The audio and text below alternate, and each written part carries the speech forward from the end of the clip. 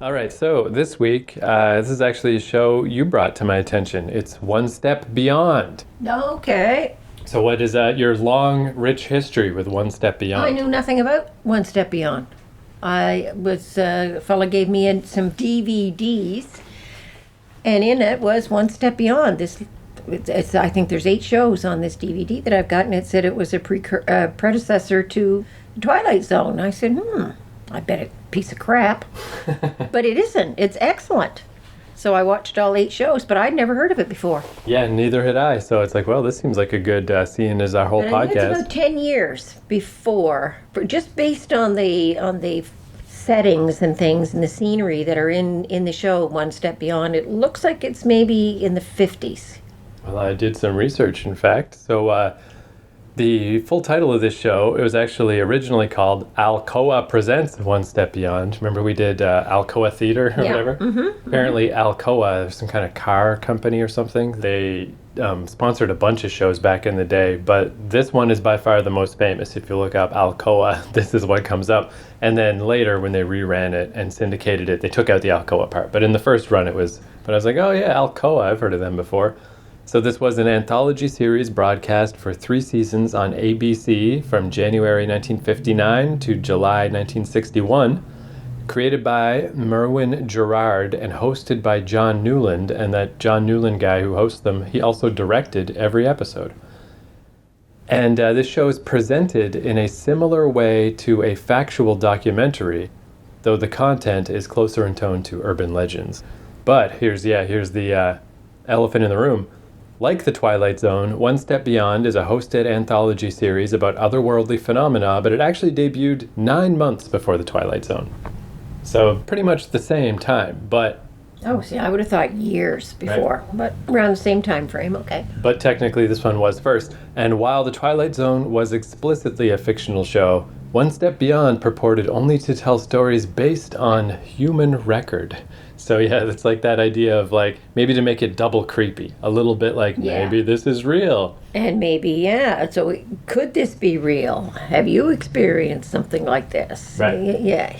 And then it says most of the episodes have fallen into the public domain. So I think that explains how you ended up with this DVD, is because that was a big thing in like the mid-2000s when DVDs were pretty well spread and everybody had one at that point, that you'd just go to any little thrift store or gas station or whatever and you could get, obviously public domain stuff is much cheaper to manufacture because the people don't have to pay for the content. They just pay to make these DVDs and then sell them cheap at these places. So, the big famous public domain movie is Night of the Living Dead, and then everything else is mostly stuff you've never heard of, much like this. But that's probably explains how, that DVD got made and then came into your possession, and now we're watching it for our podcast about old shows, because, The thing I find is strange, I've never even heard anybody ever even talk about it. I understand why we wouldn't have had it in Canada, because we had CBC, and then later we had CTV, and we had no access to American television. But, over the years, you hear people talk about well-done shows, good shows. Of course, you had never heard of The Defenders either. No, that's true, yeah. But that's your age. I understand that for your age that you wouldn't have heard of that. But I bet if I asked a lot of people my age if they had heard of The Defenders, they might not have. And in the case of this One Step Beyond, like when I was looking up stuff online, it is pretty easy to find information about it, and all the reviews of it are really good, and it is like a well-respected show. But I think, maybe it's just The Twilight Zone just was so much more famous, it just eclipsed it. And in reruns over the years, The Twilight Zone is on. You can find, I bet you can find The Twilight Zone on right now on some channel somewhere. But One Step Beyond, I don't think so. Yeah, and I don't have the whole story for why it's in the public domain now, but it was an ABC show. It wasn't even like a Dumont Network show, so that is a little surprising. Like, it is just a sign of neglect. Of just they didn't up the copyrights and they didn't keep the rights fees going and whatever the fuck they got to do. Yeah, it just got forgotten. But all the stuff I read online, it compared very favorably to The Twilight Zone. But I feel like The Twilight Zone, not only The Twilight Zone itself, but it hit that pop cultural critical mass where long before I watched The Twilight Zone, I'd seen parodies of The Twilight Zone all over the place. And I feel like that's when you really cross, like when you really bridge into future generations is when you get made fun of on The Simpsons. That's how I've probably heard. That's how I heard of Citizen Kane. That's how I heard of a million 70s movies. That's how I heard of Wham Boom Straight to the Moon. All this stuff is from The Simpsons or Futurama or something. They had a million Twilight Zone references, especially in But you never heard One Step Beyond, did you? Especially that you can remember. No, not definitely not. Yeah, especially like in the Simpsons Halloween ones, they did Twilight Zone all the time. Yeah, so I think that's just kind of the bad luck, maybe. Sometimes it's the music that is catchy, and that's what people remember about it. So I looked up a quick list of notable episodes of One Step Beyond, and one of the notable episodes was the first one. So I'm like, all right, well, fuck it. Let's just watch the first one. That seems like a good plan. So for anyone watching along at home, Season 1, Episode 1 of Alcoa Presents One Step Beyond is called The Bride Possessed, aired January 20th, 1959. But then I thought, again, since this show is constantly compared to the Twilight Zone, hey, who are we to buck that trend, you know? Absolutely, got to watch a Twilight Zone. So me and my old roommate Craig, we went through a bit of a Twilight Zone phase where we were watching a bunch of old Twilight Zones, and we watched all the famous ones and the well-known ones, and they're all, I mean, they're great, you know. There are some bad episodes. Ray Bradbury, I think, wrote this one called I Sing the Body Electric. One of the worst things I've ever seen. Like, any Twilight Zone that's not about a twist is terrible. There's a handful of those, but all the twist ones are amazing. So there's all those ones and all the famous ones and all the classic ones. But we watched this one that always stuck in my mind. And I thought, why don't we watch that? Because it's not one people ever talk about, but I really liked it. It's called Still Valley. It's Season 3, Episode 11. From 1961, so a couple of years after the One Step Beyond episode we're going to watch, and it's about the Civil War and weird shit that happens. But we'll just watch it. I think I saw that one too. So all right, One Step Beyond Season 1, Episode 1, and Twilight Zone Season 3, Episode 11. The amazing drama you're about to see is a matter of human record. You may believe it or not, but the real people lived this story. They believe it. They know. They took that one step beyond.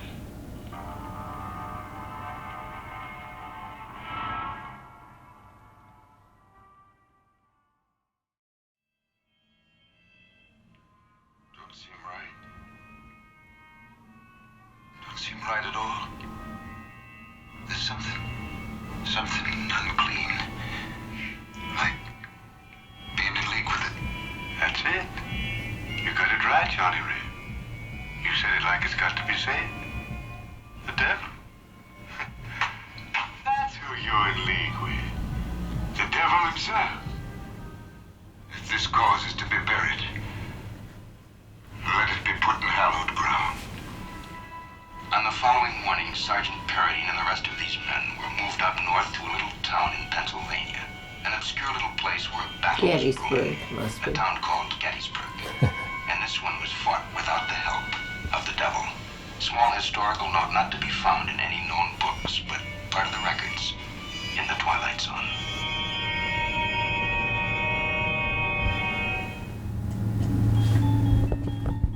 All right, so let's talk about One Step Beyond first. So, it's surprising that One Step Beyond is so seemingly forgotten, because it's one of these things as we've been doing these podcasts, and we watched a crap ton of old shows, and like we were just saying last week about the Waltons, like most of the time old shows aren't that good, just like new shows aren't that good, but there's that 5% that are really good. And it seems pretty clear to me that One Step Beyond is like one of the good shows. Right away it feels like it's, this is like maybe insulting of me, but I just I have different expectations for older stuff because I assume it's going to be less sophisticated, But then you see shows like One Step Beyond where it's like, yeah, somebody could have written that now, And then I got to remind myself, like all these famous sci-fi authors and all this stuff, it's like, it's really dumb of me to think that 50 years was a long time ago, like that people were somehow not as good at writing. but it's not. I guess it's because I do think for most of TV, it's not as sophisticated. But short stories are, if anything, better back then. And most of shows like One Step Beyond or The Twilight Zone are based on short stories that were written at the time. So they're way better than the average show of the era. Yeah, and it's one of those. that show, for a half-hour show, One Step Beyond, was extremely well done. And it had a lot of set changes in it. They were in a hospital, they were in a bar where they were having the wedding reception, they were driving along the road, they were at a beach with the ocean coming at them. Then they had another set of a house where presumably the girl who had presumably killed herself, that she had lived. And it was excellently well done. And the lead actress, because the basic idea is it's this kind of country bumpkin, moved to California. She just got married, and on the way to their honeymoon night, she basically gets possessed by the spirit of a lady who had recently jumped off some cliffs nearby. And then you find out that it was a murder and whatever. Yes, and that this person had possessed her so that she could prove that she was murdered, and it was not a suicide. And that's one of those like classic how to tell if someone's a good actor is that exact scenario. Like that lead actress was really good. Like those two characters really felt like different people. They didn't seem like the same person putting on an accent, So yeah, it was a good show. Everybody in it was a good actor. Like that was well done. One of the best old TV shows. Well, old, new, whatever. One of the best I've ever seen. And not really all that outlandish, I mean, like just the idea of getting possessed by the spirit of someone who's dead. I mean, I don't personally. Hear stories. There are, who knows, any number of stories that you've seen in movies or you've read about them, and of a spirit possessing some body to right a wrong. Right. I mean, that's a very common theme in a lot of stories. And the whole premise here is that they want you to believe that. They want you to believe this story. And I think if you're someone who kind of believes in a fourth dimension or something, I think you would believe it. You would say, yes, okay, so here's another one of those possession stories where somebody has to right a wrong. Whereas, like I don't personally believe in that stuff, but I always think of like it's only because it's never happened to me. It's one of those things like if that situation happened to me, well, now I guess I believe in it. Like you'd have no choice. Like I wouldn't be hard-headed about it either way, just because it's never happened to me. But I feel like the same way with like angels and aliens and UFOs, any of that stuff. I don't believe in that stuff, but if it happened to me, then I would. So I don't necessarily believe in it, but I don't not believe in it, because it wasn't that many centuries ago that everybody believed the world was flat. Right. And yet it's not. We have 3 dimensions. Why couldn't we have a 4th dimension? Why couldn't there be a mirror dimension somewhere? Not that many years ago, people believed there absolutely could not be life anywhere else in the universe. Well, now I think most people believe that there certainly could be. Yeah, or even weird stuff like, if I sent a text right now to like somebody I know in Germany or something, like in the past, how would you even explain that? It's like magic, Yeah, it's just circumstances change as we learn more stuff or whatever, So yeah, who knows? But I actually kind of expected One Step Beyond. I kind of presumed it would be more outlandish, just based on what you were telling me last week about some of the episodes you saw. That sounded like neat premises, but like you're saying, the one about the world where everything is just blazing hot, super hot all the time. Yeah, no, that's the Twilight Zone. Oh, that explains it then. That's the Twilight Zone one, because as I say, I had never seen One Step Beyond until I saw this just a couple of weeks ago, this DVD with the 8 on it. But it was like that the whole world was super blazing hot, but then at the end it's this lady who's in a coma, and the entire world is actually freezing cold. And they have the big dilemma: should they bring her out? Should they let her die, believing that the world is so blazing, blistering hot, or should they bring her out of the coma and bring her into this world that in reality is freezing? So that's that makes more sense. Because they're all going to die, one way or the other. They're all going to die. Right. So that makes more sense because it does seem like the Twilight Zone and Outer Limits and stuff like that, they're kind of more outlandish. Where One Step Beyond, it's actually, despite the fact that it's not based on actual true events, it does seem a lot more down to earth. Yeah. And, for example, he gave the little scenario of what next week's show, if we were watching this in 1959, next week's show was going to be about, and he's very vague about it. He just says there are 4 or 5 people who sense that some catastrophe is going to happen a month before, a couple of days before, a couple of hours before. And I told you I saw that one on the DVD. And it supposedly is, now whether it's true or not, taken out of records that people kept for the San Francisco earthquake in 1906. And in this movie, in the TV show, here's these 4 or 5 people who are saying to friends who are going to San Francisco, don't go there. Something's going to happen. I don't know what it is, but I just have this terrible, terrible feeling. And it has 4 or 5 different little scenarios of people who tell a story, like waking up in the night and having a sense that something's going to happen, and I can't go there.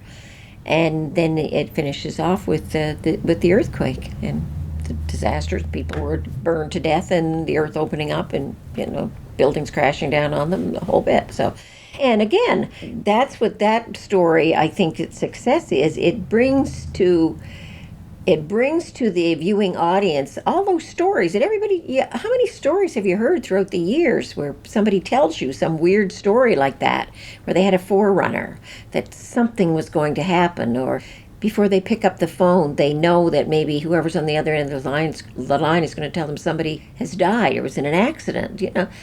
Everybody in the world has always heard those weird stories. Well, that show plays on those stories. Right.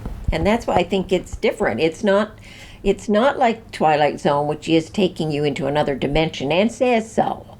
Actually says, there's another dimension out there, we're moving into it, we're going into the Twilight Zone. That One Step Beyond kind of keeps you in this world and talks about those kind of weird things that nobody can explain. I wonder if, obviously, most events that happen in life are just basically random. There's really no way to tell, what TV show, for example, is going to endure and which one won't.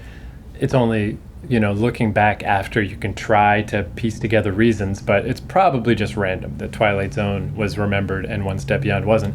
But maybe it's maybe the open, more silly nature of Twilight Zone helped it be remembered. It is a lot easier to remember the big Twilight Zone twists, because it's some really, there's one about this this crook who wakes up in this beautiful hotel and everything's amazing and all the food is paid for, and he goes gambling and he wins every time, and he's like, oh my god, this is the best.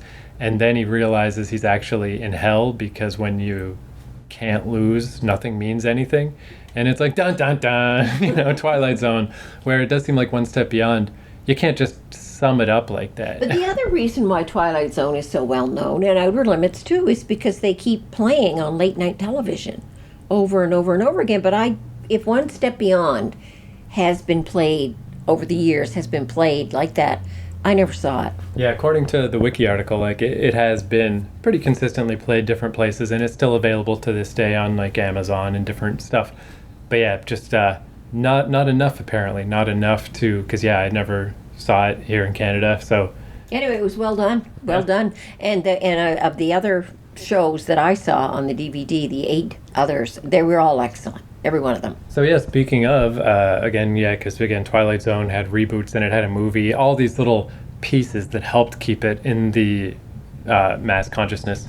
So apparently One Step Beyond did have one reboot, I believe in the late 70s, if I remember right. It only 24 more episodes, 1 year. A lot of them were remakes of the old show, some of them were new. So the Twilight Zone, like I was saying, this episode, Still Valley, not one of the famous ones, but of all the ones, we went through a good month where me and Craig just watched shit tons of Twilight Zones. And I think that one stood out to me, firstly, because I'd never heard of it, so it's not one of these ones where I already knew the twist.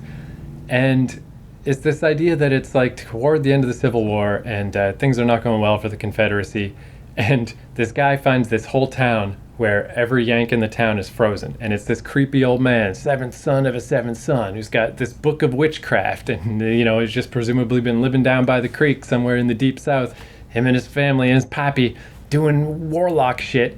And he's like, I got this devil book, man. You use this devil book, you could win the war with the power of Satan. And then they decide, hey, if we're going to lose, at least we can lose under the name of God and not under the name of Satan. Kind of an extra silly episode. But the reason that one always really stood out to me is it's like, man, I would love to make that movie.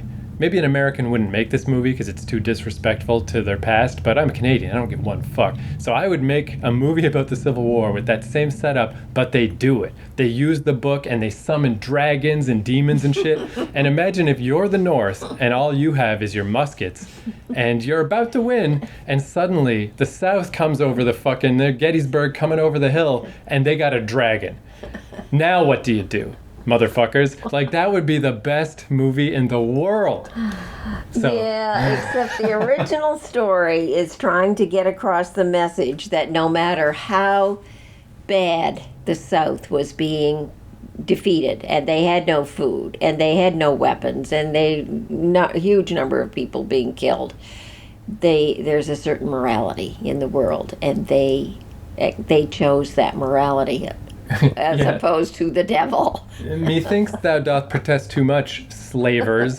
I mean, it's the Confederacy. Fuck them. They're Yeah, but a lot of the guys that were in battle were not slave keepers. They were just your little farmers who didn't have probably had a pot to piss in. Right. Didn't have slaves, didn't have money. Those guys didn't go to war. Those great big wealthy guys in the mansions on the hill, they didn't go to war. They were just sending everybody else, just as is standard with most war. You send out the poor little plebs down there who, and you don't care whether they live or die. You just keep getting more and more and more of them because, hey, doesn't matter if you starve them. They kind of had to. Well, Can you imagine if you made that and you had the South, they actually did take the book and win? Can you imagine the South would rise up just over a little TV show? They would rise up. Yeah, well, I'm definitely not saying the Twilight Zone should have done that. The Twilight Zone did it appropriately. Yes. But if you were to make it now as a movie, I mean, they barely stretched that out to 24 minutes. You could never stretch that out to a whole It's a wonder movie. somebody hasn't done that. Well, Right. you know what? They probably have. Not in that war, not in that Civil War, but they've probably taken some. There's probably a movie out there somewhere where somebody's done that. Well, the one that I think of off the top of my head is Quentin Tarantino made a World War II movie called Inglourious Bastards. It's Yes. a really good movie, but it's really long. It's like 2.5 hours. But he deliberately rewrites history where at the end of the movie, instead of Hitler squirreling away in his bunker and killing himself, they actually catch Hitler in a movie theater and it basically light the place on fire. They've got him surrounded and they just machine gun him in the face. And it's like, fuck you, Hitler. But it's one of those things like World War II and the Nazis are the easiest target in the world. Like, you can do whatever you want to a Nazi and nobody complains. Where I think you're right that if I made this movie where the South brought Satan on their side, people from the southern United States would be upset. But I wouldn't do it like I was trying to... And the people in the North would too, because they'd say, hell, we won that war. What the heck's going on? Right. If anybody's going to have dragons and the devil, it'll be us. We'll have them on our side. But but they wouldn't do that though, because they're already... History remembers them as the righteous side. They're the side that wouldn't. See, that's the side, I can imagine a northerner saying, I'm not using the witchcraft book, but a desperate guy from the South who knows they're going to lose. I just think that's such a cool... So, that's what I would do if I was a Hollywood producer. I would just accept the fact, okay, there's going to be outrage, but Americans get outraged about fucking everything, so who cares? And just think of it just purely as an entertainment movie. How fucking cool would that be? The Civil War plus dragons. I'm surprised that out of all the Twilight Zones that there were, that you picked that one, that you really liked that one. I mean, it's okay, but it doesn't do much for me. Well, there's a lot of better episodes, but again, it's like they're like overplayed. The famous episodes are so famous that, they're bland. Where that to me, that was like a hidden gem. No one has ever talked about that one that I've ever heard. I've never heard it referenced ever. And I just think it's such a neat idea, except I wouldn't go, oh no, we can't summon the devil. I'd be like, fucking right, we're going to summon the devil. We're going to open rifts to the fucking hell, and we're going to bring as many giant leathery winged demons shooting fireballs out of their fucking face as we can possibly get. And then, I would still have the North win, but I don't know how. Maybe they would open a portal to the future and bring, laser guns or something. I don't know. How do you fight the devil? Make it so silly that nobody could take it seriously anymore as an actual because I wouldn't have anything to say about the Civil War. I don't even give a shit about the Civil War. So I wouldn't try to pretend that I'm making some kind of political statement. I just want to see muskets plus demons. I think that's so cool. So anyway, I just thought instead of watching a famous Twilight Zone, since really the point this week was to watch One Step Beyond, I was like, let's just watch that weird Twilight Zone that I remember seeing. But even at the time, yeah, like I remember I watched it with Craig and probably my other roommate, whoever was around, and I'm pretty sure I was way more into that episode than anyone else. To everyone else, it's just a lower tier Twilight Zone. But I just think that's what a weird idea. Like, what a weird, and again, it's just based on a short story of the time. But in any event, there are two of those kind of beyond shows from the same time frame, and they're both very good. Very well done. And a lot of action packed into 1/2 hour. Yeah. And remember, they had commercials in there, too. So, but the commercials in those days wouldn't have been very long. So those are probably 25 minutes long and 20 to 25 minutes long. And they are jam-packed with action and good dialogue, good acting. And I was saying while we were watching them that I'm kind of surprised anthology shows like this aren't popular anymore. But now that I think about it, there is one. It's just I haven't watched it yet. But there's that show Black Mirror is super famous. And I don't know that one. It's basically the modern version of it's one guy who writes every episode. And it's like the new Twilight Zone. But now that I think about it, that show is actually extremely popular and famous. But it's almost like it's so popular that I've kind of been putting off watching it because it's probably great.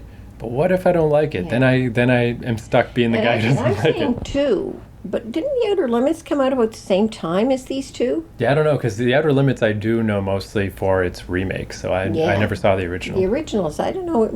Look into that and find out if it's from the same time frame, because if it is, then that would be three Yeah.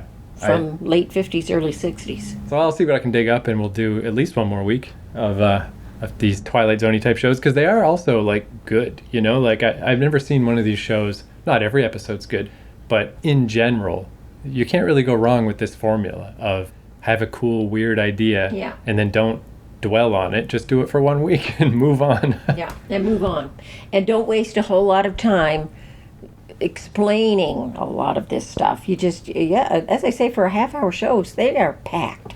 We've got to mention that too. So both shows, the main obvious similarity is having the host, The narrator, show up. And I was saying, like, if the shows didn't come out so close together, I would almost think that Rod Serling ripped off One Step Beyond, except I'm sure he was already in production of Twilight Zone.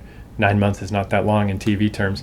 But it's extremely similar. But it's really funny in that Twilight Zone because most of the Twilight Zones are contemporary. But since that one was the Civil War, we got the Civil War guys talking about how bad things are going for their side of the war. And you're just getting into that mindset of 1864, 3, 4, whatever. And all of a sudden, it pans over to a bush. Yeah, and there's Rod Serling in his suit and his greased back hair. And that really distinct way that he talks, like for your perusal or whatever, contemplate a story of 1860. That was weird. Whereas though the other guy, on the other hand, when he finished, he's like, some believe in these tales of the paranormal and possession, some do not. Then he stepped even closer to the camera and is like, as for this particular case, he just shrugs. So, they're both weird hosts in their own way. Definitely odd, like not conventionally, charismatic people, but memorable. So all right. So yeah, next week we'll do some more along these lines.